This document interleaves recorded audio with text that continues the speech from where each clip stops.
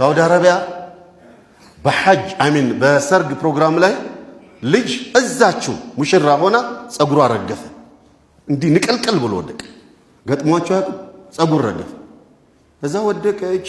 ሚዛዋት ሄዱ ላኸሪ ሩቃ ቢቀራ ምን ቢባል ቢለፋ ባልየውም ሙሽራ ይዞ ተንገላታ።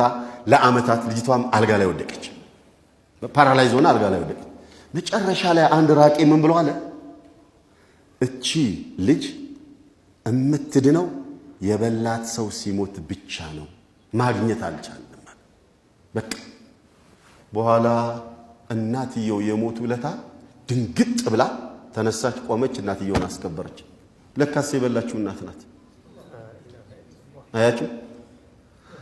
አሁን አላወቁትም እነሱ። እናትየው ከውጭ ስታስቀራ እነገሌ በልቷት ይሆናል ብላ ስታስተፋ ስታሳጣጥ ምናምን መድኃኒቱ ምንድነው ስለሚለው ነገ ነግራ አሚን በሚቀጥለው ቅዳሜ ደርሳችን ላይ መድኃኒት ሸሪዓ ያስቀመጣቸው መድኃኒቶች አሉና እሱን እነግራችኋለሁ ኢንሻአላህ ወዐዘ ወጀል።